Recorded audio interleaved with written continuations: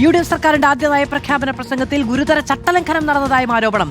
ഗവർണർക്കൊപ്പം DGPയും നിയമസഭയിൽ പ്രവേശിച്ചതാണ് വിവാദമായത്. ചട്ടലംഘനം പരിശോധിക്കണമെന്നാവശ്യപ്പെട്ട് പ്രതിപക്ഷം രംഗത്ത് വന്നു. സംഭവം ശ്രദ്ധയിൽപ്പെട്ടുവെന്ന് സ്പീക്കർ തിരുവഞ്ചൂർ രാധാകൃഷ്ണൻ സഭയിൽ മറുപടി നൽകി.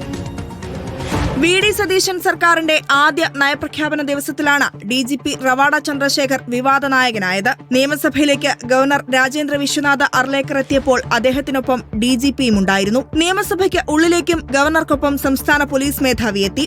സഭാതലത്തിൽ പ്രവേശിച്ച ശേഷമാണ് അദ്ദേഹം മറ്റൊരു വഴിയിലൂടെ പുറത്തുപോയത്. പിന്നാലെ നടപടി ചോദ്യം ചെയ്ത് പ്രതിപക്ഷം രംഗത്ത് വന്നു. പതിവില്ലാത്ത കീഴ്വഴക്കമെന്നും സഭയ്ക്കകത്ത് കടക്കാൻ പ്രോട്ടോകോൾ പ്രകാരം DGPക്ക് അനുമതിയില്ലെന്നും പ്രതിപക്ഷ നേതാവ് പിണറായി വിജയൻ. അശ്രദ്ധ കൊണ്ടാകാം DGP സഭയ്ക്കകത്ത് പ്രവേശിച്ചതെന്ന് സ്പീക്കറുടെ മറുപടി.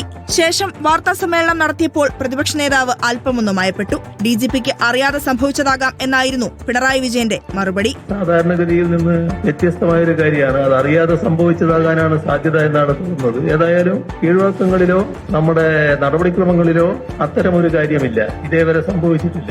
റിപ്പോർട്ടർ, തിരുവനന്തപുരം.